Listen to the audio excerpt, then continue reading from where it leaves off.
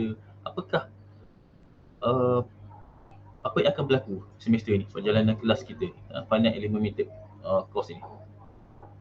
Apa kita akan buat, apa yang pelajar-pelajar semua akan melalui sepanjang semester ini, dia punya chapter apa akan belajar kan. Macam mana assessmentnya, nanti semua awak minat assessment ni, test ke, dia punya projek ke kan, saya akan ceritakan. And then finite element method ni unik kelasnya, dia ada lecture dengan lab.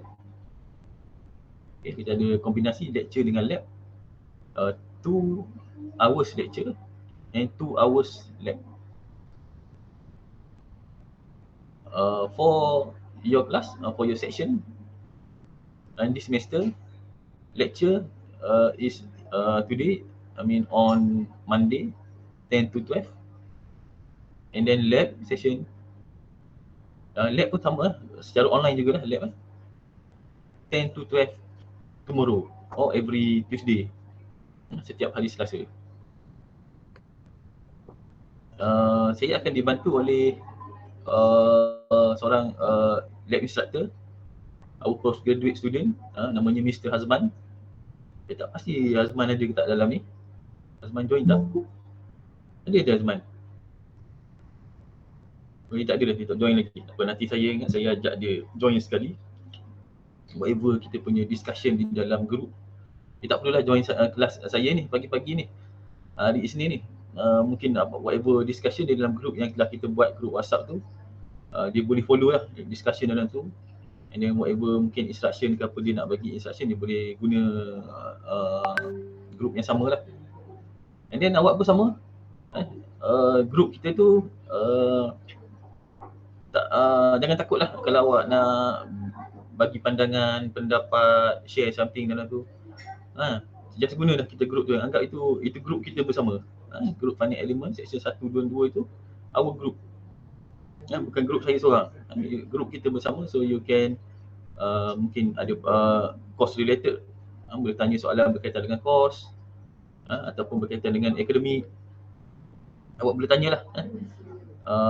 Mungkin boleh skopnya lebih luas berkaitan dengan program, berkaitan dengan fakulti, awak boleh tanyalah. Since saya pun kebetulan saya timbalan dekan akademik fakulti, so kalau ada apa-apa persoalan, awak dekatlah dengan saya, awak boleh terus direct tanya saya. Awak boleh tanya saya, so boleh direct terus. Isu-isu yang berkaitan lah, jangan jadikan, satu lagi saya pesan lah, satu lagi jangan jual barang lah. Kalau boleh jangan jual barang, kalau boleh jangan jual barang dalam grup kita. Tapi kalau isu-isu berkaitan dengan akademik, okey, digalakkan. Boleh isu universiti, isu apa, mungkin apa-apalah yang membantu untuk awak menjadi pelajar yang lebih baik. Okey, untuk membantu pelajaran awak.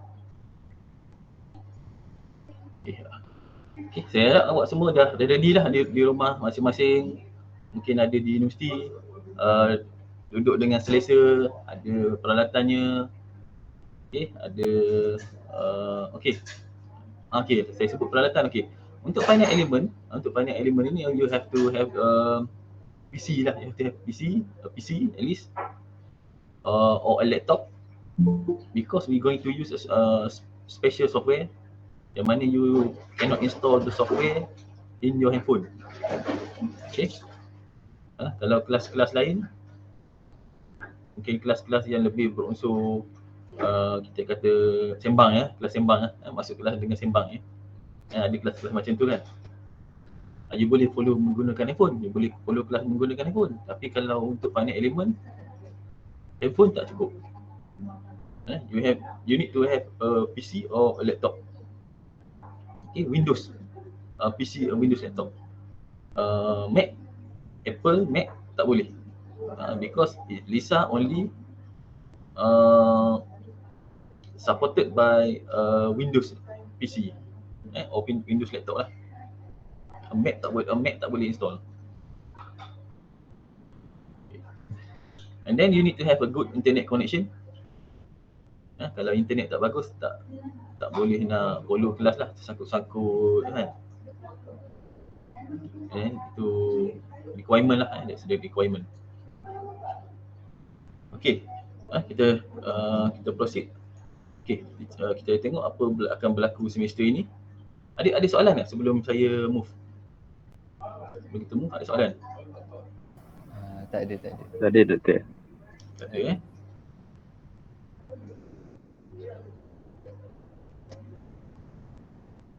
Okay.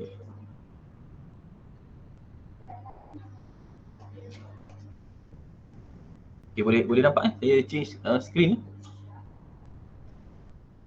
Boleh, Doktor. Boleh nampak saya change screen? Boleh. Cuba baca apa yang ditulis sekarang. Boleh. Welcome aboard. Apa? Abroad. Okay, boleh baca, pandai membaca. Maknanya boleh nampak lah tu. Okay. Okay lah, buka board lah. Selamat datang ke kelas kita semester ini. Sama-sama kita lalui pembelajaran Finite Element Method. Satu kursus yang menarik.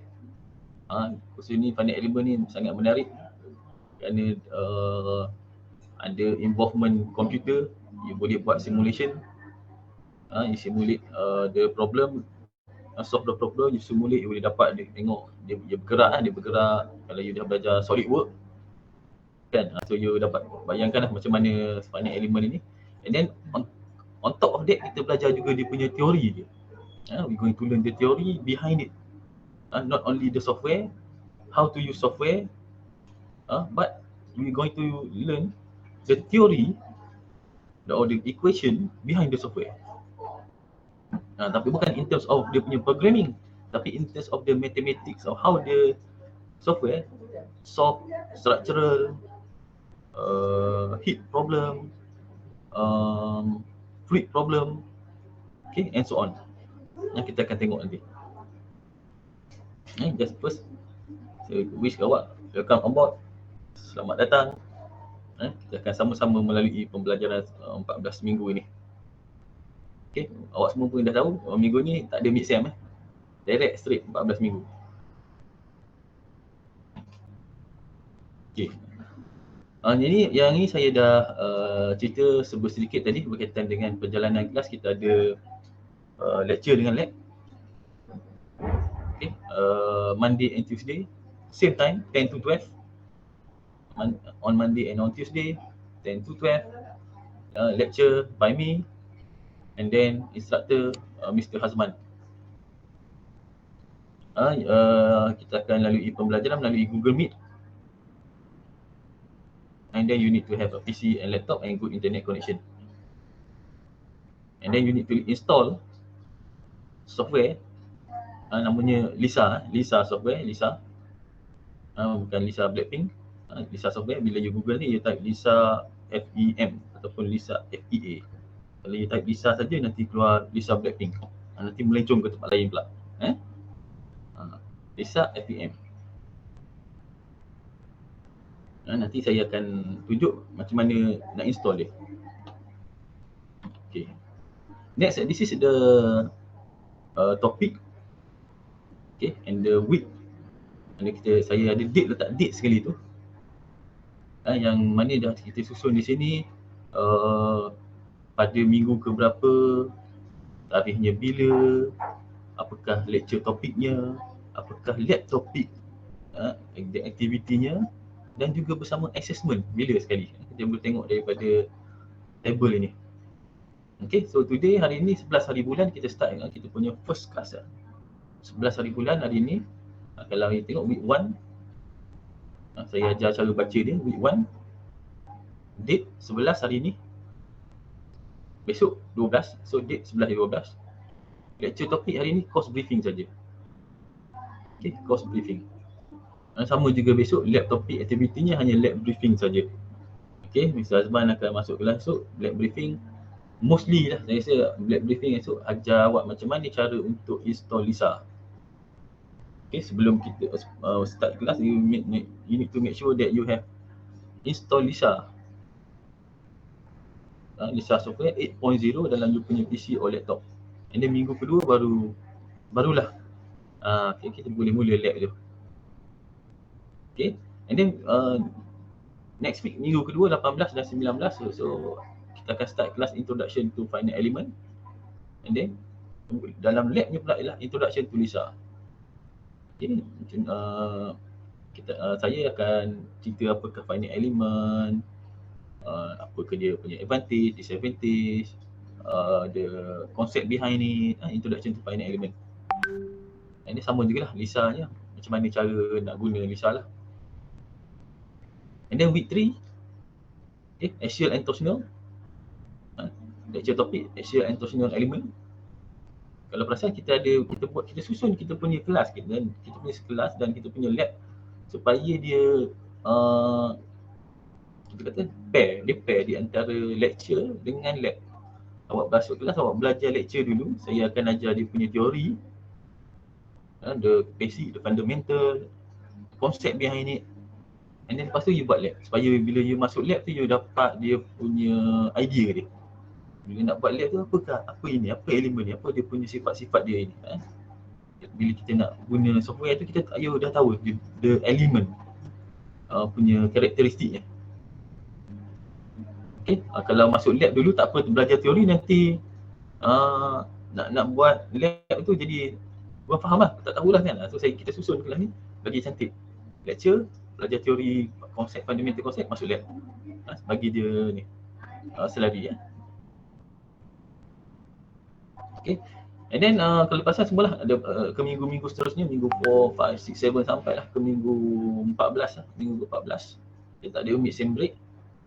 Yang kena pasal trust 2D, lepas tu trust 2D element, trust 3D kan.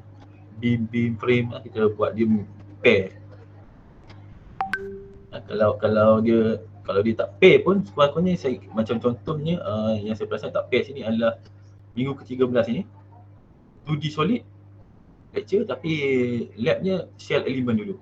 Tapi korang tak apa, belajar dulu dia punya teori dia, the concept behind it, tapi minggu seterusnya, minggu ke-14 awak akan buat solid element. Maknanya lecture come first before lab. Clear kan? Dengan minggu ke-15 study week. Okay, ini yang awak suka ni. Awak suka ni dia punya assessment. Test 1 ada minggu ke-5 test 1. Minggu ke-9 test 2. And then GA ni group assignment. GA group assignment. Kita mula group assignment minggu ke-10. And then submit minggu ke-14. Okay, hari terakhir minggu ke-14. Submit group assignment. Group GA submit. Minggu ke-13 ada test 3. Kita ada test 3.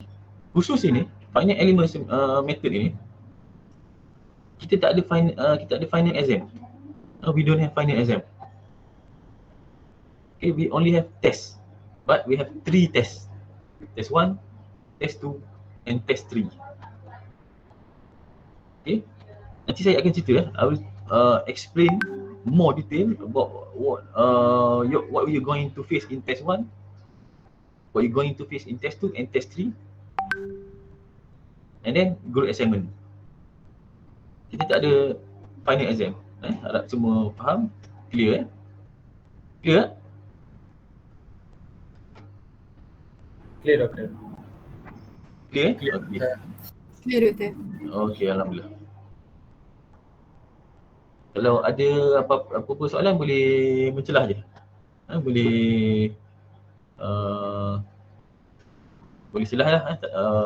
Beritahu saya awak nak tanya soalan, tanya je.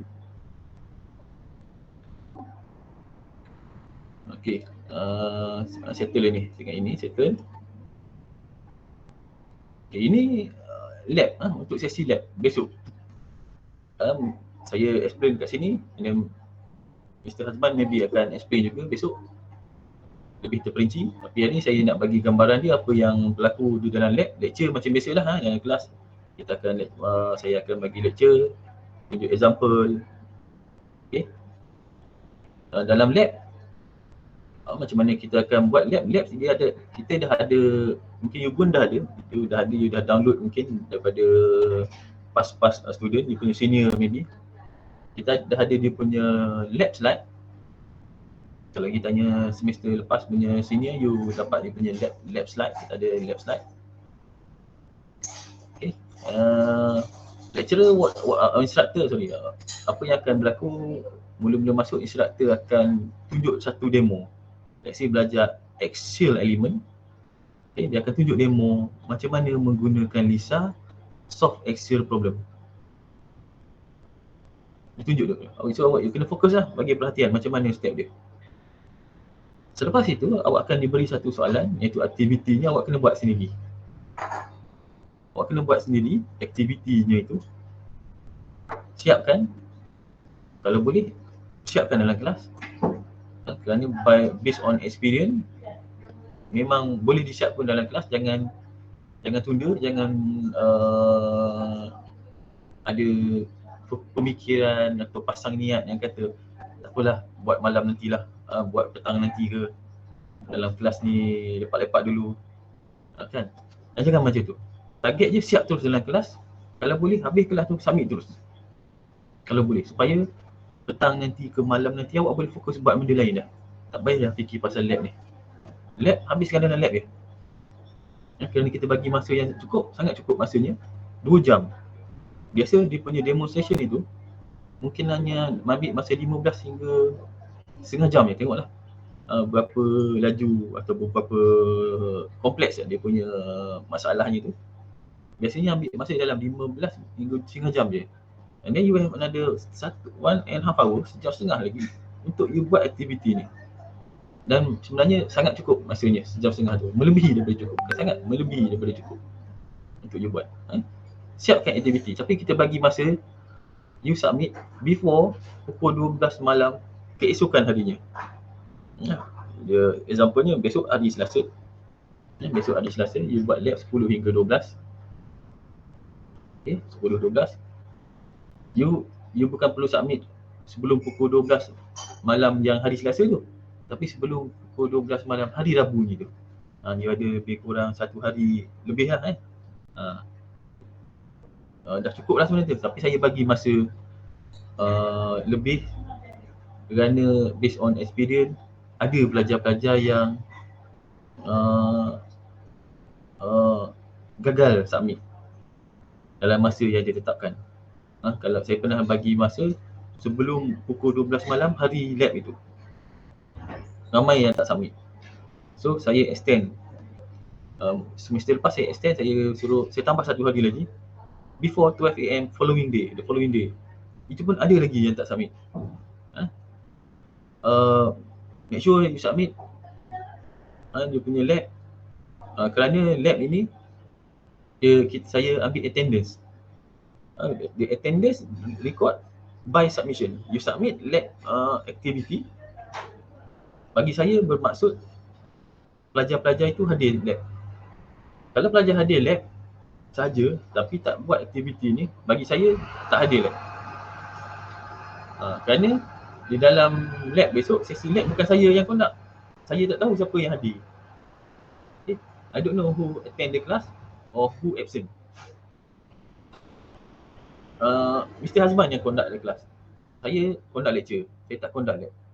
But how do I know, or saya assume, my assumption is siapa yang submit lab, submit the lab activity, pelajar itulah yang hadir.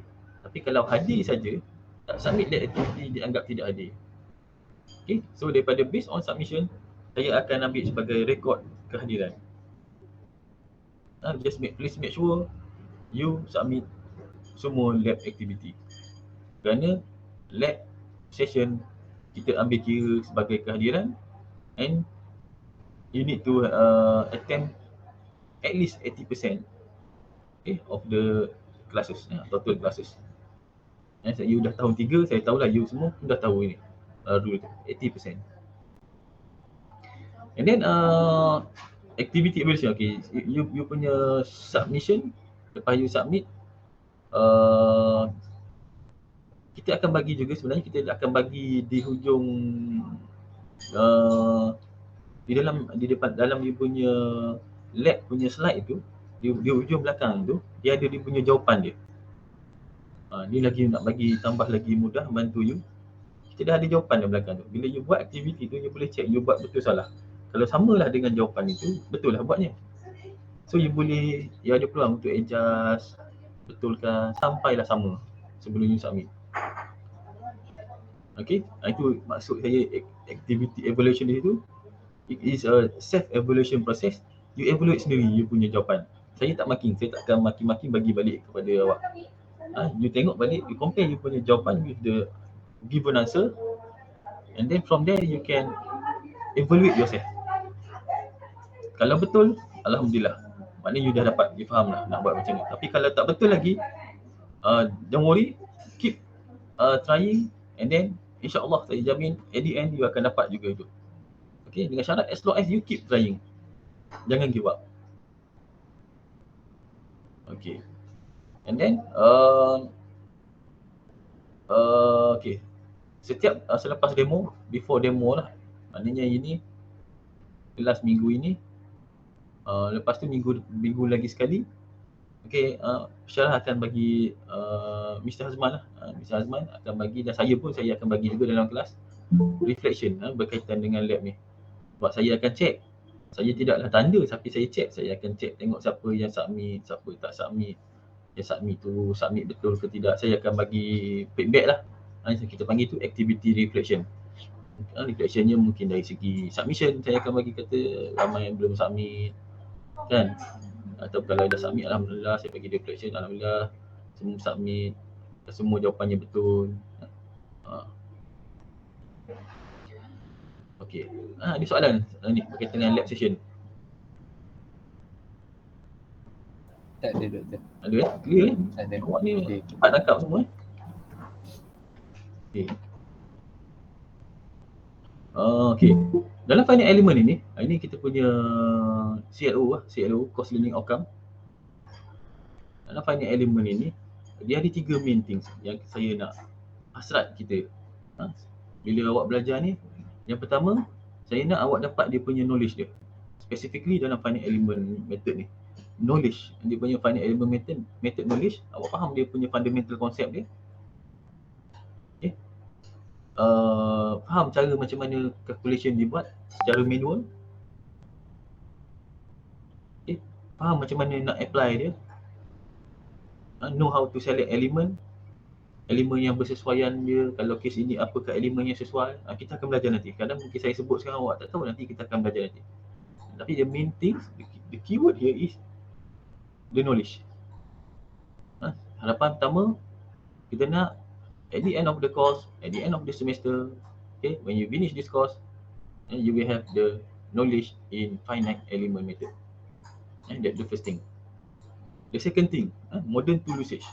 Modern tool usage is the application or the usage of software. Dalam kes kita ni, finite element analysis software yang kita akan guna namanya LISA. Okay. Finite element analysis software di industri atau secara komersialnya banyak. Yang famous mungkin awak pernah dengar ANSYS. Okay, ANSYS. Mungkin awak pernah dengar FameLab. Awak pernah dengar Abacus. Awak pernah dengar Nastran. Even SolidWorks pun boleh buat finite element lah, SolidWorks. Okay. So, finite element software ni banyak. Dia datang dengan pelbagai nama. Tetapi dia punya fundamental konsepnya sama je. Dia punya konsep, the theory behind it, the equation behind it sama. Mungkin dia berbeza dari segi programmingnya tu. Dari segi graphical user interface itu berbeza kan. Screen dia berbeza, cara button nak klik lain, tempat lain kan, rupa je lain. Tetapi the concept behind it, the fundamental behind it, semuanya sama. Tapi saya nak cakap sini, kalau awak tahu guna satu-satu je, awak tahu guna LISA, okay, untuk awak belajar guna ANSYS, untuk guna Abacus, kalau awak dah tahu guna SolidWorks, awak nak guna LISA, awak nak guna ANSYS, lebih senang je. Okay, kerana dia akan share the same proses, dia ada SOP dia. Nanti kita belajar dia ada SOP dia. Jadi konsep dia yang sama, dia share knowledge. Okay, so bila tahu satu, untuk belajar yang lain tu lebih mudah. So kita guna LISA kerana LISA ni dia free. Software ni free. Free software ni tambah-tambah di musim pandemik COVID ni, alhamdulillah senang. You boleh install free dalam you punya PC dengan laptop tanpa perlu license. Tanpa perlu ada license, you boleh free je install. Itu kelebihan dia kita guna Lisa. Saya pernah terfikir sebelum ni kita nak tukar guna Ansys. Kita nak guna Ansys, tiba-tiba jadi pandemik ni, tiba saya terfikir nasib baiklah tak tukar Ansys saya rasa. Kalau tukar Ansys masalah kita nak bagi lesen kepada setiap pelajar kita di rumah nak guna. Ada kelebihan ni juga saya rasa. Okey. Yang kedua je, apa tadi? Berbeza sangat ke doktor yang tu antara dua software tu? Berbeza harganya. Dia Harga ke interface ni? interface. Berbeza. Interface ni tak Berbeza. berbeza. Tetapi kalau macam saya cakap tadi, walaupun interface berbeza, tetapi kalau awak dah belajar, konsepnya sama. Nanti saya cerita apa yang sama nanti. Okey. Awak tak perlu susah macam mula-mula lah nak belajar anak tu, awak penat mencari kat mana button je lah. Kat mana button ni? Kat mana button? Lama-lama awak dah jumpa, dah tahu kat mana tempat-tempatnya button, awak senang lah. Macam drive kereta lah, awak boleh drive kereta mana-mana, awak tukar kereta pun awak boleh drive juga. Cuma mungkin kereta ni dia punya signal ni belah kanan. Nak turn kiri kanan, yang sebelah kereta ni signalnya belah kiri. Kan? Ada kereta ini dia punya push start button. Ada ni kena pakai kunci. Macam tu kan. Adanya gearnya gear yang manual, tapi gear auto. Dia beza kan macam tu. Dia macam tu, tapi kalau you tahu buat dah kereta, you sekejap je you biasakan diri dengan kereta yang baru yang you akan drive nextnya. You boleh drive juga, cuma mungkin dia punya kekok sikit lah, nak turn ke kanan tiba-tiba tertarik air wiper lah apa semua kan. Macam tu lah. Okay. Yang pertama engineering knowledge, yang keduanya modern tool usage. At the end of the course, saya harap bahas hasrat kita dalam course ini, awak tahu guna satu software untuk membuat finite element analysis ini. Software ni sangat berguna lah. Bila you grad nanti, you nak jadi engineer nanti, dia dalam CV you boleh tulis you ada kemahiran finite element method, finite element analysis ni satu benda besar lah dalam CV you. Kerana syarikat-syarikat di luar sana mencari engineer-engineer yang boleh buat ni finite element analysis ni. Kerana finite element analysis ni adalah kita kata the modern teknologi yang syarikat company nak guna sekarang. Dia banyak benefit dia. Dia punya benefit ni tu kita cerita nanti dalam slide, dalam lecture akan datang. Kita ada dia punya advantage dia apa finite element ni. Tapi hari ni saya nak share awak. Hasratnya tanam dalam diri awak. Habis usul ni, aku kena tahu ni guna simulation ni, finite element software ni. Tahu pun buat ni. Tanam macam tu. Yang ketiga, number 3, investigation. Dalam engineering investigation ni kita tak boleh nak lari lah dalam engineering investigation. So kita letakkan satu learning outcome, panggil learning outcome LO, CLO, PLO, learning outcome LO. Pelajar tahu membuat investigation menggunakan finite element software ni. Awak dah dapat knowledge, awak dah tahu guna software, modern tool usage-nya. Next, menggunakan knowledge dan kemahiran software itu, you akan buat investigation, cuba solve problem di dalam engineering menggunakan knowledge dengan software itu. You akan investigate, do the investigation. Dia punya ultimate dia. Kalau you boleh buat ini, maknanya complete lah knowledge dengan kemahiran finite element software you. Kalau you ada knowledge saja, you tak boleh guna toolnya, you tak boleh guna software, you takkan mampu nak buat investigation ni. Separuh jalan je. Ataupun kalau you tak ada knowledge, you tahu guna software saja, sama juga. Yang investigation ni, you buat salah lah nanti. Ke laut lah dia punya jawapan ni, result ni nanti. Nanti ke laut lah. So dia punya nombor 3 ni, investigation ni, kita kata macam you dah belajar, dapatkan knowledge, you dah belajar software, kini ni nak test ni. Betul ke ni tahu ni? Betul ke dia pandai guna ni? Okay, investigation ni lah dia punya the ultimate test dia. Betul ke dia boleh guna? You boleh ready dah ke nak keluar ke industri besok untuk you guna finite element ni, untuk guna knowledge ni, untuk buat analisis ni. You boleh guna tak? Ni nombor 3 tu, investigation. Ya, kita akan buat group assignment. Buat dalam group. Okay. Method of assessment, okay. Method of delivery, method of assessment, KPI, okay. Dia punya untuk knowledge senang lah, standard basic. Kita macam mana saya akan sampaikan, deliver dia punya knowledge tu melalui lecture. Okay, please make sure you attend all the lectures. Jangan miss lectures, jangan ponting lectures. Please make sure you attend lectures because it is very important.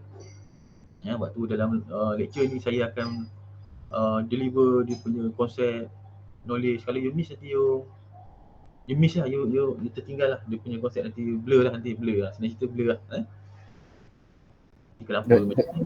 Doktor, maaf mencelah ni, ada pelajar nak masuk. Okey, sekejap saya check. Sepatutnya saya dah set auto. Tak ada pun dia punya. Okey, check. Sepatutnya auto masuk. Okey. Dah masuk dah. Dah ke? Dah doktor. Baru join group kelas. Kenapa masuk lambat? Ada kelas saya ke apa tadi? Saya baru jumpa group kelas. Oh, baru jumpa. Dia tukar jadual tadi. Okey. Tak apa, kita dah ni tadi, saya sembang-sembang lah. Kita sembang-sembang kat sini berkaitan dengan apa yang akan kita laksanakan semester ni dalam khusus banyak elemen ni. Nanti saya akan share slide ni. Kalau awak nak tahu apa-apa mungkin boleh PM tepi saya nanti, and then kita boleh tanya kawan-kawan lah. Okey doktor. Okay. Knowledge, okay, kita akan nilai. Tadi saya kata delivery melalui lecture, bagi awak latihan, exercise. Okay, saya akan share awak past exam, kita mana ada exam, past test. Dulu finite element ada exam. Bermula 3 semester lepas tak silap saya, kita tukar, kita dah tak adakan exam, kita buat test. Kita buat test saja. Sebab kenapa kalau buat exam, nanti finite element ni saya nampak dia terlalu knowledge oriented. Dia akan jadi terlalu knowledge oriented. Sebab test ni kita nilai knowledge je biasanya. Test ni kita hanya boleh nilai knowledge. Tetapi sedangkan finite element ini, dia ada elemen software. Bila awak bekerja nanti di industri nanti, awak perlukan knowledge and software. Knowledge saja tak cukup. You have to have the knowledge and software. Kalau kita buat exam, nanti 50% markahnya final hanya knowledge saja. Dia punya software, awak punya markah software hanya sikit je dia punya pecahan contribute-nya. So kita pun jumutkan exam, kita ganti dengan test 3. Yang mana? Okay, test 3 tu adalah, kalau tengok yang kita nombor 2, kita assess awak punya kemahiran menggunakan LISA lah. Nak cerita LISA lah sebab kita guna software LISA menggunakan finite element software LISA. So dalam test 3 tu awak kena guna LISA, kena guna software untuk solve problem. Nanti saya cerita macam mana prosesnya. Tetapi dia bukannya test macam biasa yang awak tulis tangan mengira apa semua, tidak, dia guna LISA. And then model tu usage juga kita nilai melalui group assignment report. Okay, group assignment report yang mana awak buat investigation nanti, ada unsur-unsur simulation nanti. Okay, markah yang simulation tu contribute kepada pencapaian model tu usage ni. Okay, and then yang ketiganya investigation. Okay, melalui group assignment. Okay, deliver melalui lecture. Saya deliver lecture tu, saya deliver knowledge, konsep dia. Lab awak akan belajar dia punya softwarenya. And then melalui group assignment juga, termasuk dalam delivery method. Bila awak cuba jaya, awak buat bersama-sama dalam group tu. So itu sebenarnya awak, kita kata awak learn as doing. Okay, dalam masa awak membuat dia tu, aktiviti bersama kawan, awak belajar dia. Buat tak jadi, awak buat tak jadi. Lepas tu awak akan berfikir tu, kenapa ini tak jadi? Awak akan cari jawapan dia, answer dia. And then awak buat awak dapat bawa betul, oh ini macam ni cara dia kena buat. Jadi awak learn dulu, di samping buat, as you doing it, you learn. So masuk dalam delivery method je. And then dia punya assessmentnya melalui group assignment report. Okay, tidak ada presentation, tak perlu nak present lah namanya. Awak hanya perlu submit assignment report saja. Daripada report tu saya boleh nilai awak punya level simulation, awak tahu tak buat simulation, awak pandai tak investigate ni, solve tak problemnya, dapat tak dia punya hasilnya kan. Daripada report ni kita boleh tengok. KPI-nya semuanya kita target studentnya dapat at least 40% markah. At least lulus lah, senang cerita dapat lulus lah. Targetnya kita nak semua dalam kelas ini lulus. Tak ada seorang pun cicir, tak ada seorang pun yang gagal. We want all of you to pass this course. So make sure you pass this course. Put every effort, try your best, so that paling busuk pun lah, at least you dapat 40 markah itu. Dan tak susah pun nak dapat 40 markah tu sebenarnya. Okay, as long as you come to the class, attend the lab, submit, come to test 1, test 2, test 3, submit group assignment report. InsyaAllah, there's no reason you tak pass. Based on my experience, yang tak pass adalah sama ada dia tak datang kelas, dan dia dalam test dia blur, tak datang kelas kan. Soalan mudah je, kawan-kawan boleh jawab, dia tak boleh jawab kerana dia tak datang kelas. And then tak submit group assignment ada juga. Ada yang jenis tak submit group assignment. Ada yang tak join group. Ada kes macam tu. Dalam group ada 5 orang, tetapi grupnya ada dalam 3 orang je saya tengok. Dia submit. Saya tanya group dia, kenapa ada 3 orang je? Dia punya kawan lagi 2 orang tak buat kerja. So group ahli group ni tak letak nama kawannya sebab dia sleeping partner. Yang macam tu yang biasa akan fail. So kalau you follow lah yang aku saya cerita ni, dia punya jadi jadi normal lah, kita kata jadi normal student. Tak jadi supernatural ke paranormal student mungkin kan. Kita nak jadi normal student. Okay, attend class, attend assignment, submit, you lulus lah. Tapi kalau you jadi super student, you boleh score, you boleh dapat A. You jadi normal class, tak ada normal class.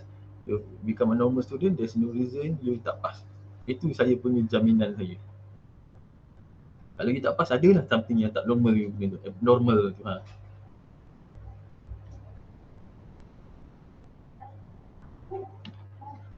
Okay, so test 1 dan test 2 yang you akan lalui nanti.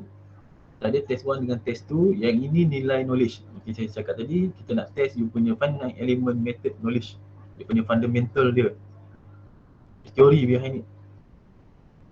It is a individual test. Okay, 2 hours. Kita bagi masa 2 hours. Setiap test 1 2 jam, test 2 2 jam. Setiap test ada 2 soalan, maknanya test 1 ada question 1, question 2. Test 2, question 1 and question 2. Kena jawab kedua-dua soalan. Dan pilih salah satu, jawab kedua-dua. Jawab semua lah, senang cerita, jawab semua, answer all. Maknanya test 1 ada 2 soalan, test 2 ada 2 soalan. Ya, ini akan assess awak punya theory and manual calculation. The concept behind it, and then the calculation, the mathematics behind it. Total marks for each test 50. 25 marks for each question. Question 1 25 marks. Question 2 25 marks. So total 50. Okay, 50 untuk test 1, 50 untuk test 2. And then untuk setiap test ini contribute 25% to the overall mark. Test 1 25%, test 2 25%. That means kalau you score, you dapat 100 markah 100. Test 1 and test 2 you dah dapat 50% markah. Dah lulus lah, bukan lulus lah, you dah dapat C 50 C 50 C kan. You dah dapat 50 markah. Kalau you dapat 100 lah, test 1, test 2. Kalau you tak dapat 100 pun, you dapat you dapat 20 markah test 1, 25% lah, you dapat 25%. And then test 2 you dapat 25%. Dah 40 dah. Ambil test 1 dengan test 2 saja pun dah lulus. Belum buat test 3 dengan group assignment lagi. Okay, ini untuk test 1, test 2. Ada soalan? Any question? Tak ada doktor. Tak ada? Test Okay, 3 pun 25 markah juga doktor. Ya? Test 3 25 markah juga. Ya, nanti saya cerita test 3. Ini saya cerita test 1 dengan test 2 je dulu. Okey. Test 1, test 2. Apa akan berlaku dalam test 1, test 2?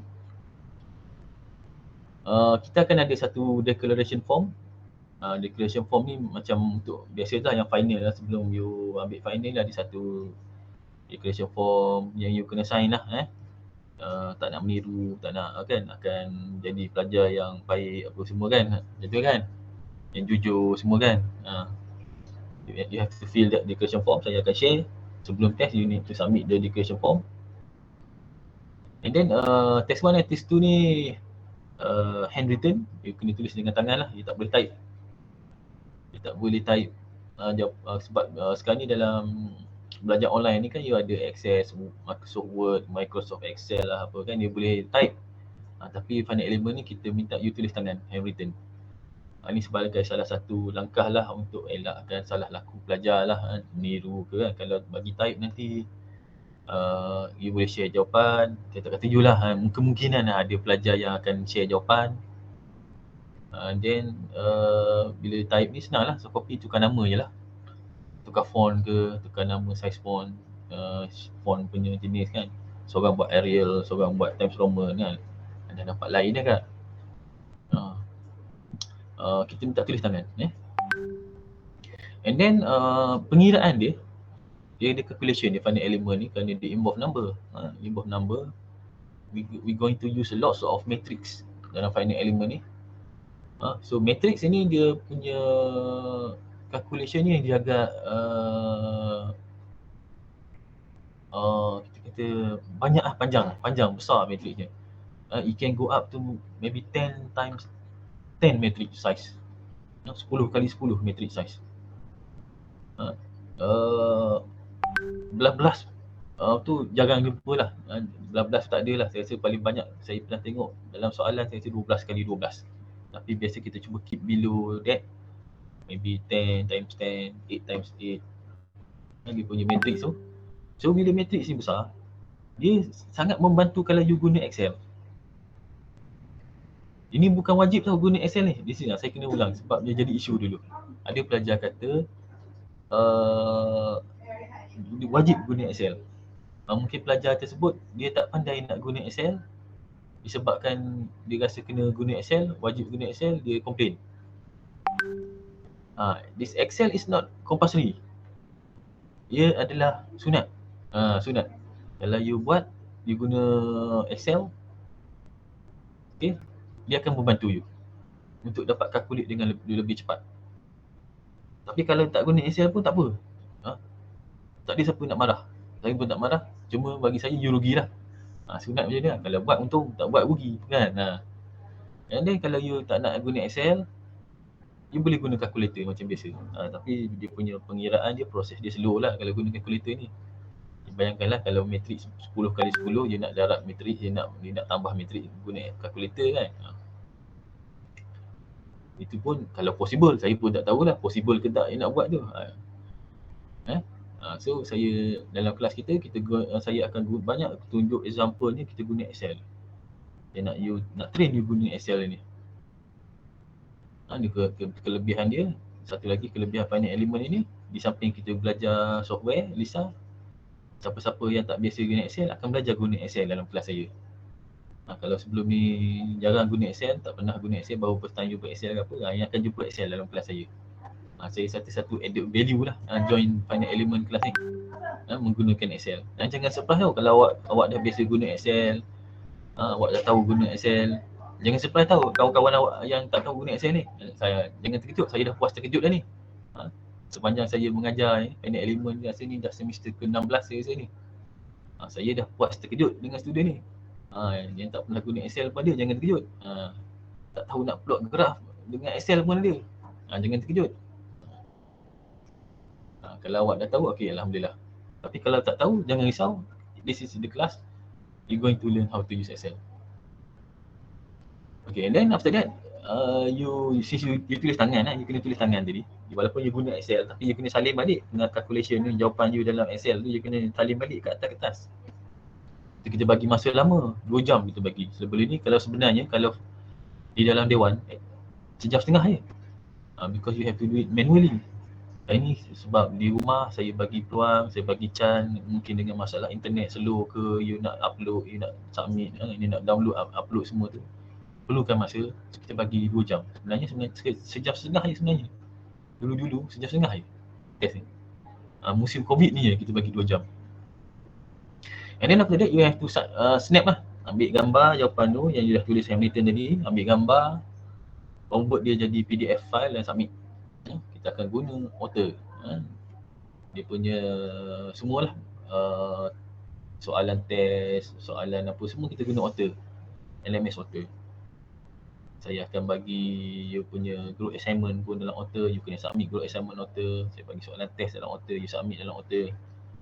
Nota-nota semua dalam Otter. Kita akan guna Otter. Okay, clear ni? Ada soalan? Clear Doktor. Clear? Okay. Kalau tak clear boleh tanya soalan, jangan segan. Dalam kelas ni tak ada apa yang nak disegankan. Sebab tu biasa juga, kita kan takut nak tanya, segan. Takut orang kata ini pun tak tahu ke. Sebenarnya orang yang lain pun tak tahu juga. Orang sebenarnya yang kita tak tahu tu orang pun tak tahu. Akan ada orang tak tahu, bukan kita je tak tahu. Akan ada yang tahu, tapi akan ada ramai juga yang tak tahu juga, sama macam kita. Tu tak payah segan nak tanya. Dengan bertanya soalan sebenarnya kita bantu kawan-kawan kita. Tolong tanyakan untuk mereka.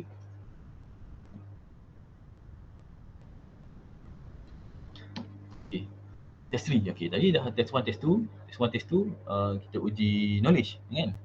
Yang ini kita nak uji you punya software usage. Individual juga. Okay, individual test bukan kumpulan. 2 jam juga masa diberikan. Yang ini soalan dia banyak sikit. Lebih extra. Ada 3 soalan. Kena jawab 3-3. Yang ini kita bagi 3 soalan sebab guna software cepat je. Dia tak macam menulis tangan. Menulis tangan lambat, mengira. Ini guna software, klik siap. So untuk selesaikan satu-satu soalan itu ambil masa sekejap saja. Saya rasa sebenarnya setengah jam je lah sebenarnya.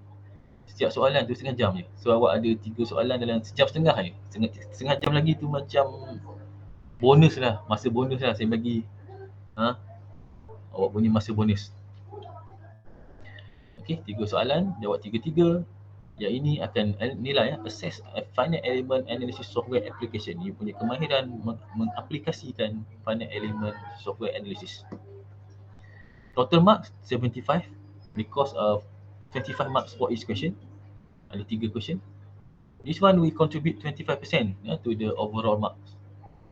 So tadi test 1, test 2, test 1 25%, test 2 25%, test 3 25%. Sekarang ni let's say lah, you dah dapat 20 markah, 20% test 1, 20% test 2, you dapat 20%, test 3 you dapat 60 markah lah. Dah 60 markah. Dah B dah kan. Bukan cerita pasal lulus ni kita ni, kita nak cerita A dah ni, dah B dah ni. Belum submit group assignment lagi. Okay. Test 3. Tu saya kata kena attend of kelas. Lab kena attend.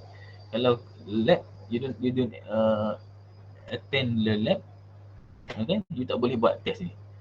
You akan tercicir lah, you akan blur lah dalam test tu. You akan blur. You akan submit kertas kosong, you tak submit langsung. Kita biasa jumpa pelajar-pelajar yang bukan test 3 saja, test 1 dan test 2 pun bila kan ada question 1, question 2, bila kena submit asing-asing. Question 1 submit, question 2 asing-asing. Hanya submit question 1 saja, question 2 tak submit. Dia kerana waktu hari kelas yang belajar tajuk yang question 2 tu dia tak ada. Dia blur. So make sure you attend all the classes. Tu saya kata penting, attend. Attendance sangat penting. Okay. Test 3 format dia, okay, sama. Start with field declaration form. Aku janji tak nak meniru. Okay. And then you going to use LISA, finite element analysis with LISA 8.0 version, latest version 8.0. Bila baca soalan, test 3 dia suruh you buat apa, something, analisa something, guna LISA, you pun kena buat lah. Guna LISA, and then lepas tu apa you pula? Dia kena copy you punya data, gambar, whatever, data, gambar, graf ke whatever lah dalam LISA itu. Paste dalam Word. Sebab you tak boleh submit terus, you tak boleh submit LISA, you tak boleh submit file LISA terus. Sebab kalau you submit LISA, you tak menjawab soalan nanti. Saya pun tak tahu you, kalau LISA kan dia satu file penuh. Kat situlah you masukkan dia punya maklumat, data-data semua. Tapi soalannya ditanya satu-satu. Q1A, tunjukkan you punya model. You need to paste the model. Q1B, paste dia punya result dia. The simulation, dia punya gambar merah, biru, kuning kan, dia punya stress gambar kan, nanti kita akan belajar. You kena paste itu. Q1C, paste the table, dia punya data, apakah displacement dia, value stressnya, you kena paste. Dia macam tu. Sama tak Q2A, Q2B, Q2C. So you kena dalam Word tu, you kena buat numbering betul-betul, Q1A, Q1B, paste jawapan dia kat atas tu. Dalam Word. Lepas tu, convert Word file to PDF file. Convert to PDF file and then submit in or upload in Otter. Okay, one by one. Maknanya question 1 first submit, and then question 2 submit, question 3 submit. Jangan submit semua sekali. Kita tak nak. Finite element kita tak nak submit question 1, question 2, question 3 sekaligus tak nak. Kita bagi masa you buat question 1, siap you submit, and then question 2 siap you submit, and then question 3 siap submit. Satu-satu. Ini juga sebagai salah satu langkah lah. One of the effort lah or measures that we have to do to reduce any misconduct lah among student. Salah laku di kalangan pelajar. Kalau kita kumpul kesemuanya, mungkin ada pelajar-pelajar yang akan sempatlah meniru. Kalau kita buat question 1, question 2, question 3, submit semua sekali di hujung-hujung, ada mungkin kemungkinan, ada peluang lah. Sebab tu pelajar yang mungkin bagus-bagus sikit, mungkin dia dah siap soalan Q1, dia boleh share kepada kawan di Q2, yang kemudian lah waktu nak jawab Q2 tu, kawan-kawan lain boleh tengok Q1 dia kan. Tapi awak tak adalah, saya tak tahu. Saya tahu bukan awak lah, bukan section 1, 2 ni, mungkin section lain kan. Just kita ambil tindakan lah. Bila audit pun nanti, kalau auditor tanya, kena audit kan, kita baru lepas audit EAC, auditor tanya apakah langkah-langkah yang diambil untuk mengurangkan, reduce peniruan. Nak elak terus memang tak dapat. Kita nak kurangkan je. Kita boleh cerita lah, kita ada kaedah macam ni. So auditor pun dengar ada fakulti buat something untuk mengurangkan peniruan ini, salah laku ini. So dia terima lah. So kita kena ada buat ni. Kalau daripada kita tak buat langsung, nanti dia tanya apa ke buat, krik tak buat apa kan.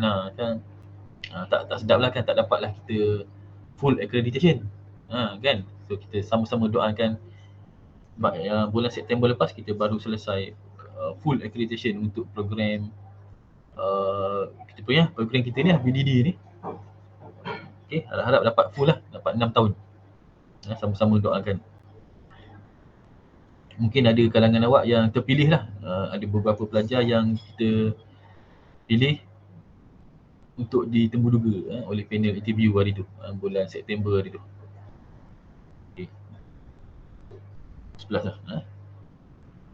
11 dah baru 10 slide. Ada 15. Okay, sikit lagi. Ini clear ini Clear? Clear tu.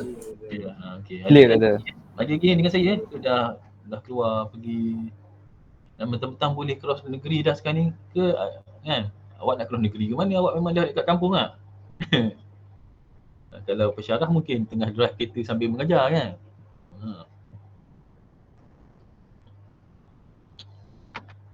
Okay, next group assignment kita settle lah test 1, test 2 and test 3. Next group assignment.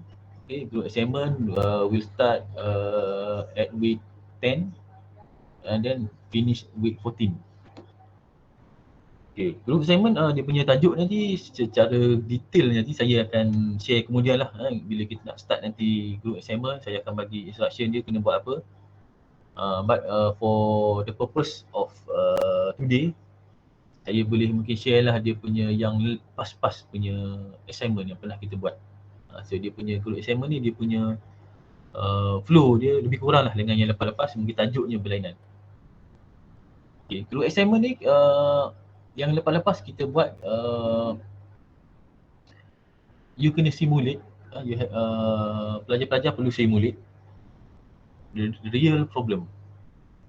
Real problem ni apa dia punya case dia, pelajar cari sendiri.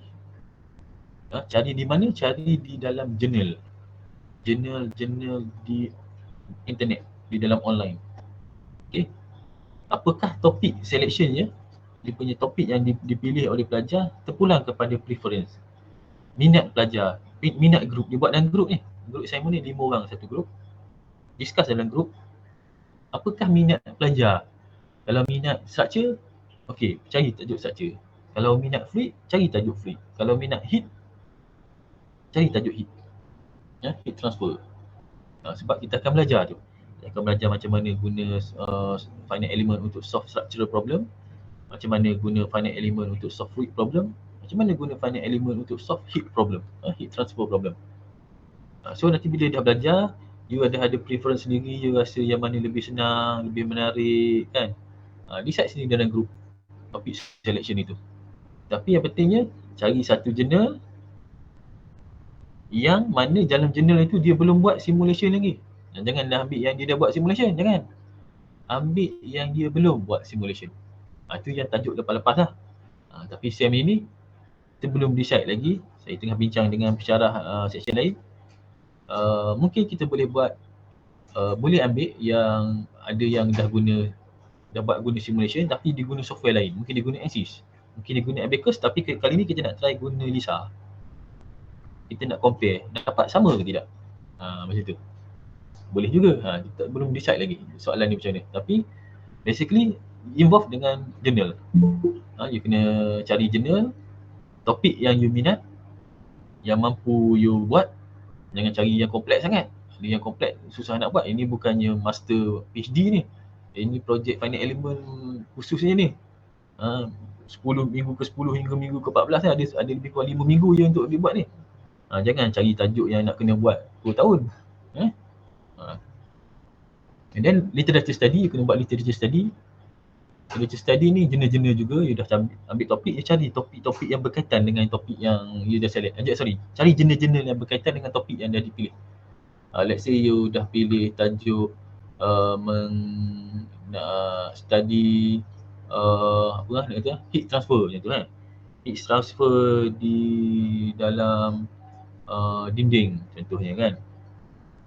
Carilah jurnal-jurnal yang orang lain buat juga berkaitan dengan heat transfer yang dinding itu. Literature study kena buat. Dia kena masukkan di dalam report nanti. Macam mana orang lain dah buat, apa yang orang dah buat, macam tu. Supaya dia boleh jadi satu rujukan, guidance. Kerana orang buat macam ni, kita pun akan buat juga. Ini method orang guna, ini macam ni method kita guna. Bila dia ada guidance macam tu, kita compare dengan orang punya literature study, cara method orang buat, kita punya buat yang kita akan buat ni insya-Allah tak salah. We are on the right path. We are going to do the right method. We're going to kita kata carry out our project using the right method, the right way. Kan, based on others punya study. Itu tujuan literature study. And then you have to do lah finite element analysis, guna Lisa, model balik macam mana yang dia buat dalam journal tu. Kalau selama ni instruction dia, pilih yang orang buat eksperimen atau yang buat secara teori. Jangan ambil yang orang dah buat secara simulation. Cari yang journal orang publish something berkaitan dengan structure. For example, structure, beam structure. Dia buat equation, teori dia. And then dia buat eksperimen, dia dapat data. Okay, you simulate dia punya model itu dengan Lisa. Make sure pastikan dapat hampir-hampir dengan eksperimen punya data. And then lepas tu you boleh data comparison, you boleh compare data. Kita target dia punya error, you kena buat data comparison, plot dalam table, cari dia punya error between data eksperimen atau data teori dengan data Lisa. Targetnya rendah lah, 5% ke, bawah 10% ke, jangan jauh. Tapi ada yang lepas-lepas saya tengok sampai 100%, 100 lebih persen pun ada errornya. Kalau sampai banyak-banyak 100%, 100 lebih persen error tu, tahulah apa reason dia. Salah lah simulation tu sebenarnya. Model salah, Lisa salah buat. Sampai 100 lebih tu salah lah, kan. Daripada situ saya tahu you belum ready lagi untuk buat untuk guna Lisa ni untuk dalam simulation. Belum ready lagi. So bila belum ready, markah rendah lah. Sepatutnya tak submit pun kalau dah dapat 100% itu error itu, buatlah balik, betulkan balik. Tapi tak tahulah kenapa tak cukup masa ke apa, buat kerja ala kadar ke apa tak tahu. Submit juga walaupun errornya 100%. So kalau ala kadar buat, markah pun ala kadar je lah. Itu base dari cerita experience lah, last pas-pas punya projek. Make sure dia punya datanya, errornya reasonable lah, kecil lah, janganlah besar sangat. And then you need to discuss. Kalau ada error, memanglah akan ada lah. Bukan kalau, memang ada error, ada perbezaan, discuss lah. Kenapa simulation ini beza dengan eksperimen? Kenapa simulation ini beza dengan teori? Apa reasonnya? Apa kurangnya kat sini, lebih kat sana, lebih kat sini, kurang kat sana. Discuss dia. Ini conclusion, buatlah conclusion. Itulah dia punya. Sebab sedikit berkaitan dengan group assignment, saya bagi gambaran secara general lah. Spesifik topik kita akan bincang kemudian. Okey, 11.10. Okey, ada lagi lebih kurang 2 slide. Kita tak lama lah hari ni. Lepas ni kita ambil attendance, habis ni kita ambil attendance, lepas tu boleh bersurai lah kelas kita. Okey, ini requirement daripada EAC. Di dalam standard EAC, Engineering Accreditation Council, yang mana kita kena implement ini, yang dipanggil namanya Complex Engineering Problem ataupun Complex Problem Solving di dalam kursus-kursus engineering fakulti. Kalau kursus-kursus yang umum, kita tak payah buat benda ni. Kalau macam contoh kursus apa kursus ni, kenegaraan, apa kan, TITAS, hubungan etnik ke, bahasa asing, itu bukan fakulti punya kan, itu tak payah buat, itu tak perlu buat.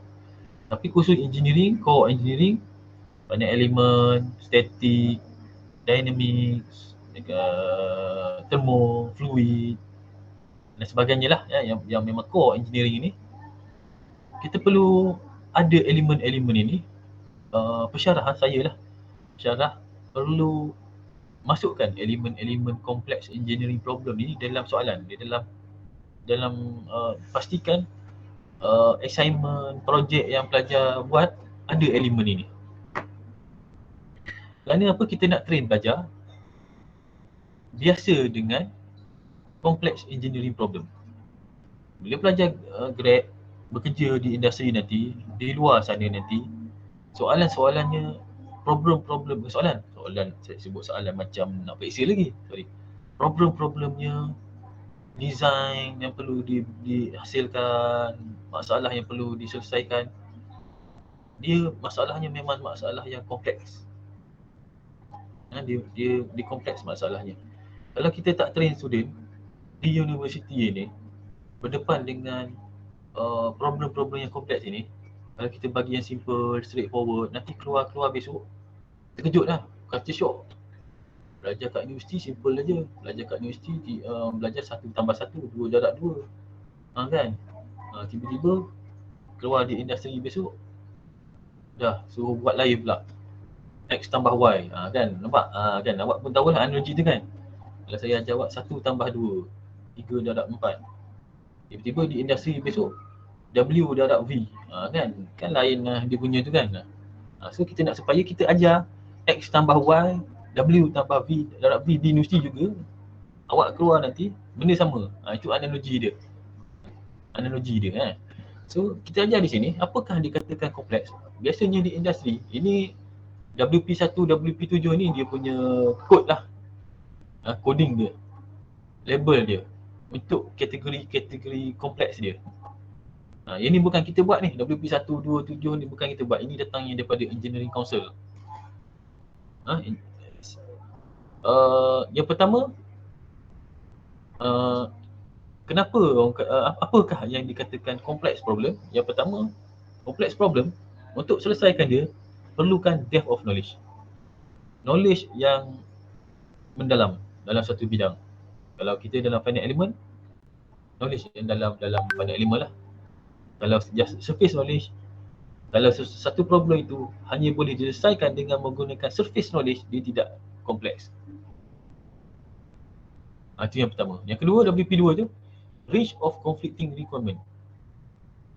Complex problem, dia akan ada beberapa conflicting requirement. Dia tidak ada satu problem je, dia akan ada conflicting dia. Macam mana conflicting requirement? Contohnya kalau kita nak buat something, kita nak design kapal terbang, contohnya kita buat, kan? Dia akan ada requirement dia. Bila nak design kapal terbang, dia akan ada requirementnya dari segi material dia. Material nak yang mungkin tahan karat, yang ringan, tak nak yang berat, tapi yang keras, kukuh. Tapi dia konflik pula dengan bila kita nak material macam tu, harga dia mahal. Kan? Bila kita nak buat yang ringan, tahan karat, kukuh, tapi metalnya itu sangat mahal pula. Bila kita hasilkan dengan metal itu, kosnya mahal. Nanti kita nak jual kapal terbang kita itu, mahal lagi harganya, tak ada orang nak beli nanti. Kan? Nampak? Tu baru dua conflicting tu di antara material dengan kos. Kita boleh tambah lagi, ada conflicting requirement lagi. Mungkin requirementnya ada next pula. Okey, ini adalah requirement dari segi legislatif pula, perundangan pula mungkin. Betul. Ya. Sorry ganggu. Ada orang nak masuk. Okey. Ni terkeluar ke baru nak masuk? Baru session good. Tak ada apa? Tak ada pun nama ni untuk saya accept ke apa ni? Oh, kejap nanti. Tak ada pun namanya.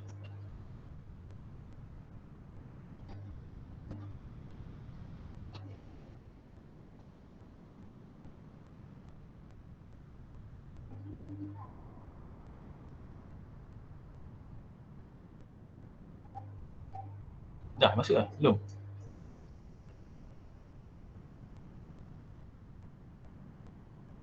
Kita jalan dulu lah. Okey, itu risk of conflicting requirement. Maknanya kat sini banyak faktor yang kita kena consider di dalam menyelesaikan masalah. Itu maksudnya risk of conflicting requirement ni. Berbagai faktor. And then depth of analysis.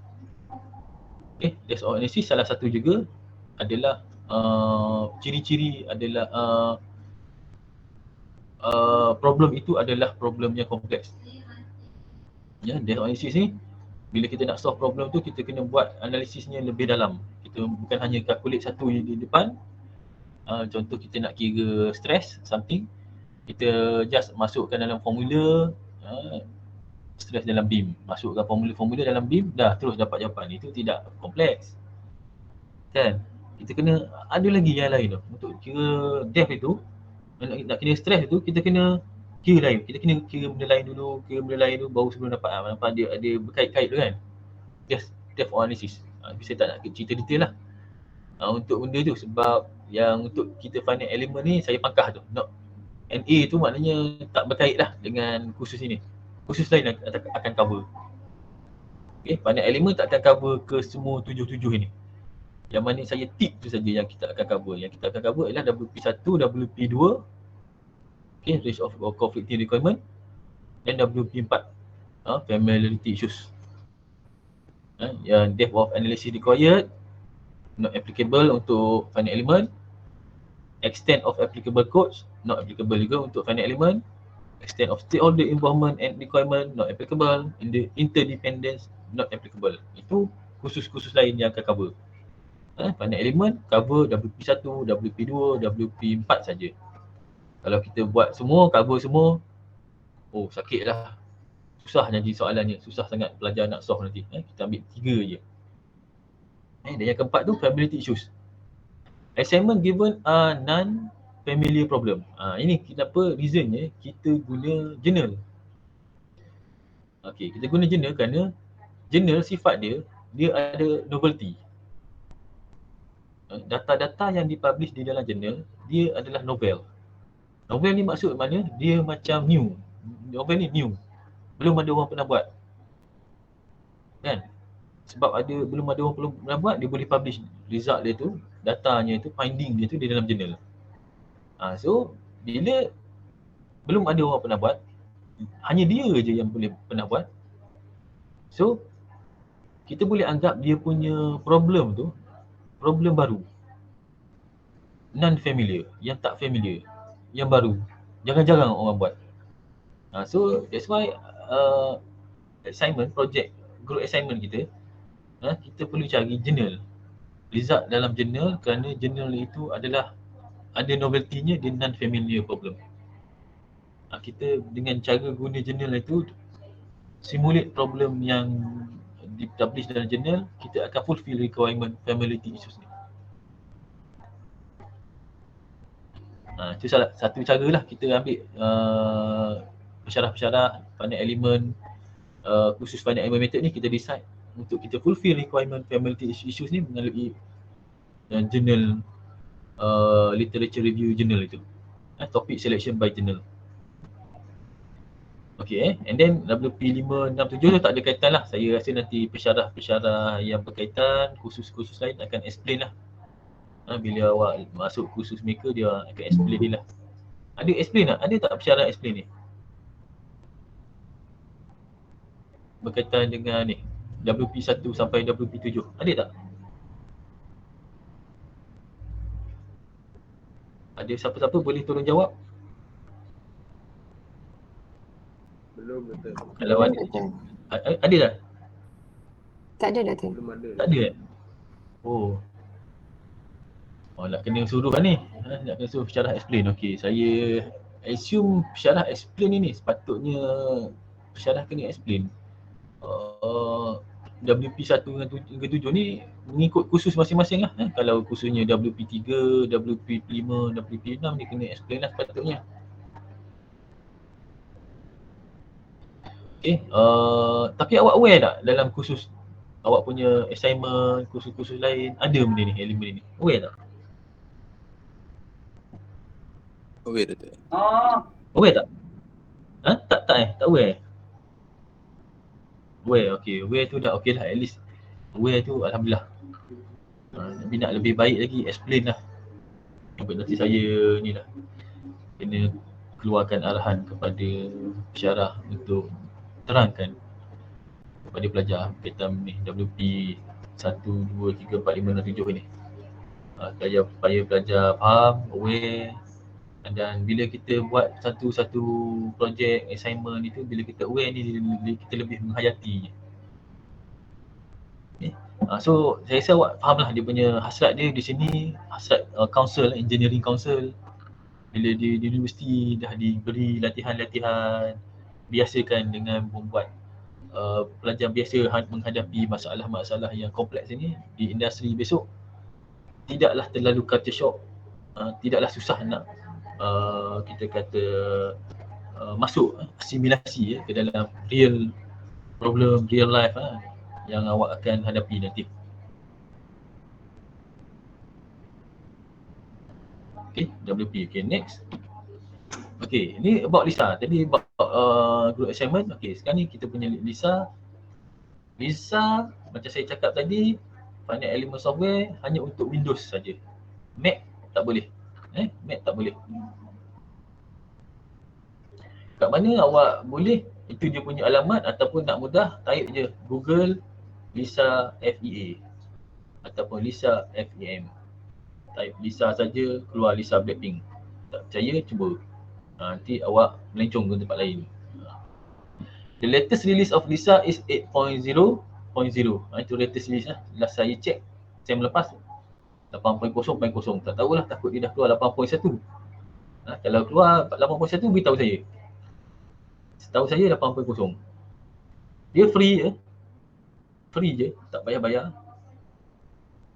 Cuma dia free version ni dia ada limit 1300 note limitnya, hanya boleh guna 1300 note saja. License is perpetual and will never expire. Forever, sampai kiamat. Itu maksudnya. Tapi dia ada juga yang berbayar, version berbayar. Yang mana dia akan unlock dia punya limit 1300 tu, awak boleh model unlimited number of note. Bayarannya tak silap saya $70 darab 4 sekarang ni kuranglah 300 lah senang cerita RM300. Tapi tak perlu pun untuk pembelajaran ni, untuk belajar ni cukup saja dengan 1300 tu. Cuma dalam projek nanti bila nak model, bila buat group assignment nanti jangan buat banyak sangat, jangan kecil sangat note je. Ada pelajar-pelajar kita yang lepas-lepas bila nak buat group assignment itu tak cukup note kerana dia limit. Pelajar tu dia grupnya buat kecil sangat, dia punya machine, kita panggil machine, element size tu kecil sangat. Bila kecil sangat banyaklah number note nya, lebih dah 1300. So dalam group assignment nanti make sure bawah 1300. Okay. Lisa 32-bit program. Okay, tapi akan boleh run juga 64-bit Windows operating system, tak ada masalah. Okay, dan kerana dia punya 32-bit, dia tak memberatkan komputer awak. Kalau awak install, tak perasan pun awak install Lisa ni. Macam tak ada beza je. Okay, walaupun ada setengah software tu dia sangat powerful, boleh buat banyak limit, tak ada limit note dia, macam apa ASIS ke kan, macam-macam function dia ada. Tetapi bila install dia, awak akan rasa komputer awak slow sebab dia berat. Dia pakai RAM, banyak pakai RAM awak. Tapi Lisa ni tak rasa, awak install pun macam tak ada beza sebab dia sangat kecil lah, sangat ringan lah. Okay, so itu jangan risaulah hang ke, komputer hang ke, tak ada isu itu, tak ada jadi hang. Okay, untuk run Lisa dalam komputer awak perlu ada 4 requirement awak perlu install. Kalau install software Lisa je tak boleh. Kalau awak install Lisa je, dia tak function. Dia kena ada beberapa software lain lagi yang awak kena install untuk support Lisa ni. Adalah yang pertamanya, requirementnya, okay, yang pertama saya dah cakap tadi, dia kena Windows OS, sekurang-kurangnya Windows XP. Saya rasa tak ada dah komputer yang bawah Windows XP sekarang. Kurang-kurang pun XP kan. Sekarang dah Windows 10 lah. Windows 10, Windows 8 biasa.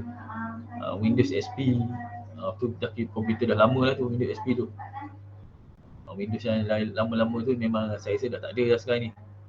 So yang nombor 1 ni tak ada isu lah. Nombor 2, graphic card supporting shader model 1.1. Kena ada graphic card support ni. Komputer yang mana biasanya kalau ada Windows XP kat atas ada ni shader model 1.1 ni. Tu dia punya requirement dia tu. Kalau dia kena Windows XP tu. Biasa kalau yang dah Windows XP ada ini, tak ada masalah. Microsoft .NET Framework version ini kena install. Yang nombor 3 ni awak kena install. Ada certain komputer bila awak beli dia dah ada ni. Komputer baru lah. Dia dah tak perlu install dah ni. Dia dah memang dah ada ni. Microsoft .NET Framework version 2.0. Tapi biasanya lama-lama tak ada. Kena install. Tapi nak senang, to be safe, install je lah. Kalau dia memang dah ada, dia beritahu dah ada. Kalau awak nak install nanti, dia kata dah ada. So tak payah install. Tapi kalau awak nak install tu, dia boleh je install, maknanya tak ada lagi lah tu. Ataupun kemungkinan awak akan ada yang lebih advance lagi daripada ni. Bukan version 2.0 lah, version lagi advance. Itu boleh diterima lah. Microsoft nombor 4, Microsoft XNA Framework 3.1. Ini pun kena install juga. So maknanya awak kena install nombor 3 dengan nombor 4 tu. Awak akan ada 3 software awak kena install. Lisa, pertama Lisa 8.0. Yang kedua awak kena install Microsoft.NET Framework version 2.0. And number 3 you have to install Microsoft XNA Framework 3.1 or above lah. Or above.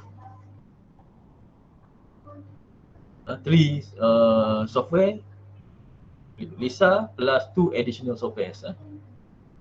Barulah boleh run Lisa dengan betul. Kalau missing, kalau you ada Lisa saja dan you missing nombor 3 atau you missing satu nombor 4, you boleh buat Lisa, you boleh model, tapi bila you run, you nak solve nanti, result dia tak keluar. Dia error nanti. Result dia error nanti. Daripada situ you tahu you akan miss, you sebenarnya miss beberapa komponen you tak install lagi. So untuk kelas bermula minggu depan make sure you install dulu Lisa ni. Ada sesiapa yang tak ada PC atau laptop? Ada tak sesiapa yang tak ada PC atau laptop? Tak ada. Okey, alhamdulillah. Kalau tak ada okey. Tapi kalau you tak ada, you memang finite element ini tak boleh nak join lah kelas finite element ni. Okey, kalau tak ada, saya just ceritalah kalau tak ada lah. Tapi tadi semua senyap je, semua ada lah. Tapi kalau tak ada, you ada 2 option. Yang pertama, you drop subjek finite element, ambil sem depan. Sebab sem depan insyaAllah kita akan balik pulang ke kampus. Ataupun yang keduanya, kalau tak nak drop, you boleh balik ke sini. You boleh balik ke kampus semester ini. Universiti, fakulti bagi you kebenaran untuk balik. Just inform je, kita keluarkan surat. And then you boleh menggunakan kita punya computer lab, makmal komputer di fakulti. Bila you ada kelas, say you ada kelas finite element, you boleh pergi ke computer lab tu, you boleh guna komputer kita di dalam makmal komputer tu. Tu ada 2 option lah. You boleh drop ataupun you boleh balik ke sini. Tapi saya rasa tak ada option lah, tak ada isu ni kan, semua senyap. Cuma takut adalah yang segan ke nak beritahu. Tapi kalau betul, beritahu saya. Kalau ada lah, beritahu saya. Kalau tak ada, okey, boleh proceed di rumah. Okay, and then sedikit berkaitan dengan Lisa. Lisa support various analysis such as linear, static. Ini structure problem linear, static. Non-linear dia tak buat tau, dia linear saja. Non-linear problem, Lisa tak boleh buat. Dynamic response, boleh buat problem solve dynamic response. Modal vibration, vibration problem. Steady and transient heat flow, heat transfer problem. Steady fluid flow, untuk fluid problem. And then CAD, associativity and many more lah. Boleh import, dia boleh model di dalam AutoCAD, dia boleh model dalam SolidWorks. Lepas tu kita boleh import masuk Lisa untuk buat analisa dalam Lisa. And then apa lagi, boleh buat akustik. Tengok kalau ni ada gambar biola ni kat bawah ni.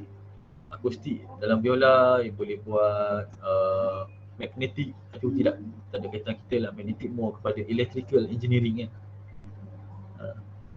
So kalau mechanical ni static, dynamic, vibration, Heat transfer, fluid kan, itu mechanical. So walaupun dia free, dia agak useful, enough boleh kita gunakan untuk certain problem. Tidaklah semua. Kalau dia jatuh kategori linear problem, kita boleh guna Lisa. Tapi kalau dia non-linear, kita tak boleh guna Lisa. Itu limitation dia. Lisa, you ingat ada limitation dia 1300 node tadi untuk yang free. And then dia linear problem saja. Kalau non-linear problem, tak boleh guna Lisa. Kena ingat tu. Kalau non-linear problem, you have to use ada software yang berbayar, yang berlesen, ANSYS, Abacus, semua tu. Tapi ingat, macam saya cakap awal-awal tadi, ini kita nak belajar saja. Softwarenya kita tak kisah sangat. Free pun tak apa, tak boleh buat non-linear pun tak apa. Kerana saya kata apa tadi, you tahu guna satu software finite element untuk you transfer, you pindah ke software yang satu lain lagi, you tak ada masalah. Saya kata tadi, kita drive kereta, walaupun kereta kita ini hanya pakai kunci, tapi bila kalau you dah tahu nak start engine, kena start kunci. Bila you drive kereta yang pakai push start button, you tahu. Walaupun kereta kita ini kereta manual, tapi bila you masuk kereta auto pun you tahu drive macam mana. Itu analogi dia. Okey. Saya ingat habis saya punya ni. Ada soalan? 11.30. Ada soalan? Saya buka kepada soalan. Q&A.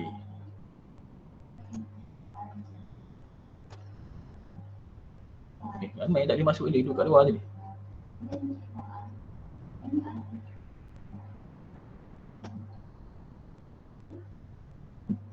Dia keluar ke apa tadi? Saya tengok tadi dah ramai. Tiba-tiba ramai pula yang baru nak masuk. Dia keluar. Terkeluar kot doktor. Apa?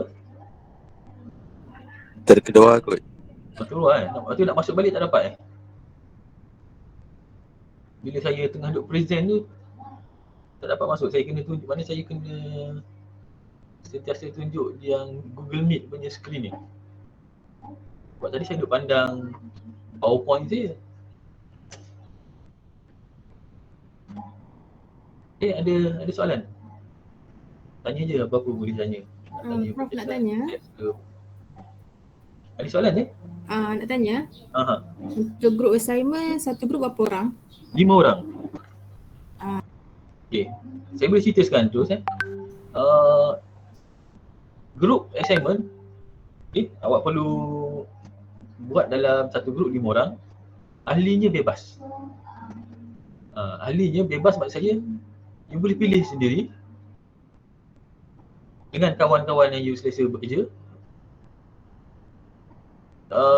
Section 1 and 2 boleh cross. Maknanya tak perlu section 1 dengan section 1 je, section 2 tak apa. Selagi mana duduk dalam kelas saya ni, section 1, 2, boleh ada ahlinya section 1, section 2, boleh dalam satu group, boleh. Ahli-ahlinya pilih sendiri. Cuma pastikan not more than 5. Okay, 4 hingga 5 orang lah. Mungkin ada group yang ada 5, kebanyakan 5. Sebab saya rasa kita punya section kita SEM ni ada 63 orang saya rasa. 63 atau 64 orang. Total section 1, section 2. Dalam semua 5 akan ada satu group tu yang dapat 3. So saya bagi peluang lah, mungkin ada 2 group yang dapat 4 lah. Supaya yang 3 tu taklah sikit sangat, kesian 3 orang. Tapi kena tengoklah setiap tu semasa nanti, by the time kita dah nak buat projek nanti kita tengok.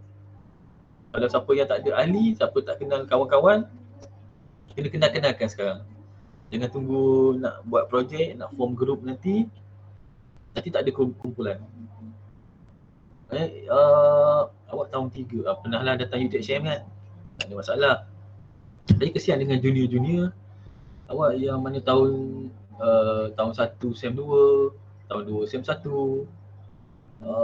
tak pernah datang UTHM kerana COVID ni kan. Dia tak pernah datang UTHM, mereka tak kenal kawan-kawannya. Dia tak pernah berjumpa muka, tak pernah face to face. Dia tak pernah rapat kan. So bila nak buat group project, nak form group tu jadi mereka kurang mesra lah, nak payah lah, tak kenal lah. Kalau macam awak dah kenal. Isu dia tak adalah susah sangat nak form group tu kan. Kan ada yang so bila dia tak kenal ni dia jadi tak mesra kan, tak mesra nak form group susah. So awak tak ada isu lah. So pilih group sendiri. Masa banyak lagi, nak buat sekarang pun boleh, nak hold dulu pun boleh. Nanti by the time kita nak buat projek nanti, dah mula nak buat assignmentnya, awak perlu inform saya siapakah ahli grupnya dengan apakah tajuk atau topik yang akan dibuat. Nanti post dia dalam grup WhatsApp kita supaya apa? Nak elakkan ada tajuk sama. Takut ada kumpulan, 2 kumpulan, 3 kumpulan terpilih tajuk yang sama, paper jurnal yang sama. Kalau kita buat tajuk jurnal lah. Kalau kita buat tajuk lain, lain lah nanti tajuk ni saya akan inform kemudian. Okay, apa lagi? Okey, satu lagi. Nasib baik ni saya teringat tiba-tiba. Saya kena ada seorang dia punya ketua. Section 1, section 2 ni, dia kena ada seorang group leader. Untuk apa-apalah yang tiba-tiba saya perlukan bantuan ketua ke. So siapa yang awak nak lantik menjadi ketua grup section 1, 2 ni? Calonkan, bagi cadangan. Ataupun ada volunteer. Saya mencadangkan Muhammad Afham, Doktor. Muhammad? Afham. Afham ada? Ada Doktor, ada. Ada. Setuju dengan pencalonan? Saya setuju. Setuju. Ramai setuju ni. Ada calon lain lagi? Saya cadangkan saudara Haziq Fahmi Doktor. Haziq Fahmi. Awak? Ain awak setuju siapa? Afham ke Haziq? Tak boleh dua orang, dia seorang je. Bukan Doktor, yang Afam tu memang dah selalu jadi ketua Doktor. Maknanya bagus ke tak bagus tu? Berdasarkan pemerhatian saya memang performance dia bagus lah. Oh, bagus Doktor. Dari zaman diploma Afam memang bagus. Kalau soalan Haziq lah. Haziq seorang lagi. Ada Haziq pun bagus Doktor. Ya, saya tahu dulu bagus ni. Cuma saya nak, sebab dia akan jadi wakil awak, bukan wakil saya. Kan? Saya cadangkan Haziq Fahmi lah Doktor. Haziq mana Haziq? Saya Doktor. So macam mana? Haziq, tak faham? Kita ikut majority Doktor. Macam tu. Siapa ni? Undi ni, Afham. Berapa orang tu angkat tangan tu? Sekejap saya stop screen, share screen ni.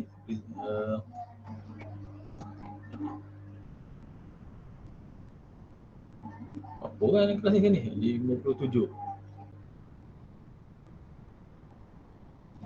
1, 2, 3, 4, 5, 6, 7, 8, 9, darab 1, 2, 3. Dah macam semua dah ni. Okeylah Ni siapa ni? Haziq ke? Faham? Saya tak ingat dah.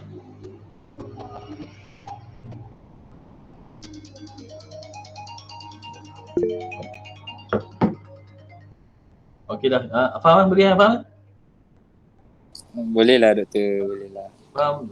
Jadi dia punya ketua, Haziq jadi penolong Haziq penolong. Haziq duduk sekali. Okey. Boleh Doktor, boleh. Haziq penolongnya. Faham ketuanya. Okey. So nanti kalau ada apa-apa, okey. Faham tak? Ya?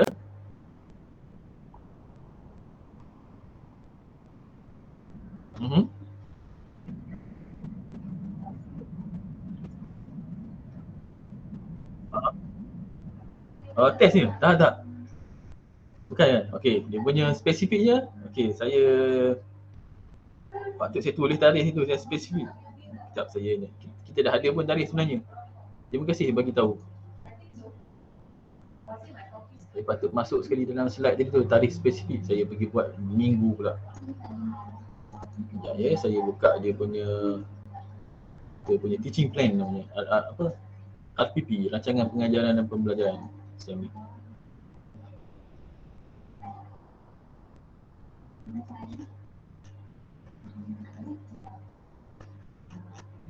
Okey.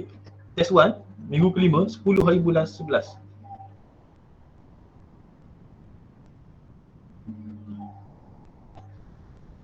Dapat catat 10 hari bulan 11 ni hari apa?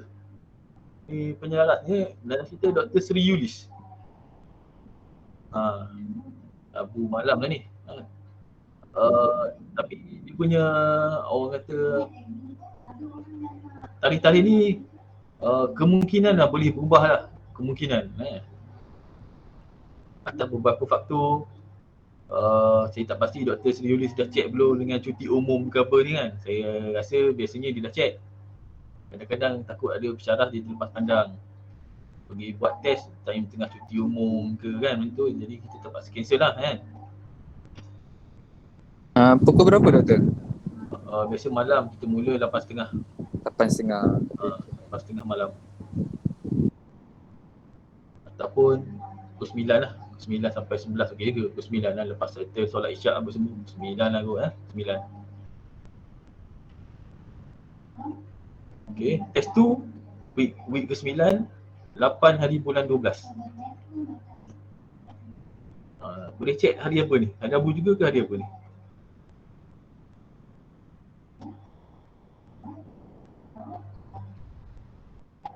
Rabu. Satu lagi kemungkinan kalau kita berubah kerana clash. Ada subjek lain pun pilih tarikh yang sama, waktu sama. Tu bila ada clash, salah satu kursus kena mengalah lah.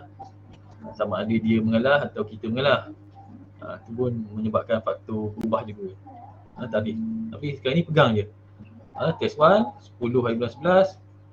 Test 2, 8 hari bulan 12.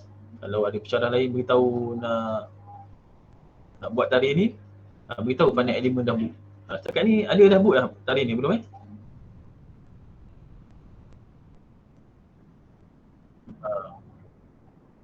Okey. Kalau ada yang pesyarah lain book, clash, beritahu. Tapi saya rasa saya beritahu dulu, dia orang lah kena mengalah kan. Kita book dulu. And then test 3 minggu ke-13, 6 hari bulan 1, 6 Januari 2022 tahun depan. 6 hari bulan 1. Hari Rabu juga ke?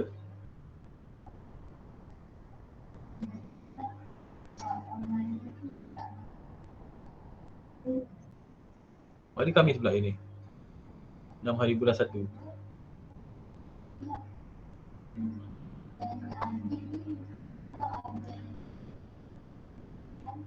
Awak prefer buat malam ke buat siang? Kata contoh macam saya siang lepas penyelarasnya set weekend, hari Jumaat 9 pagi sampai 11 pagi, 9-11. Itu siang lepas sebab penyelarasnya suka buat hari Jumaat, dia tak nak buat malam. Tapi Dr. Yulis ni saya rasa dia gayanya prefer malam. Cuma saya tanya awal-awal, kalau ada clash kita boleh setting balik lah, kita boleh adjust bawa ke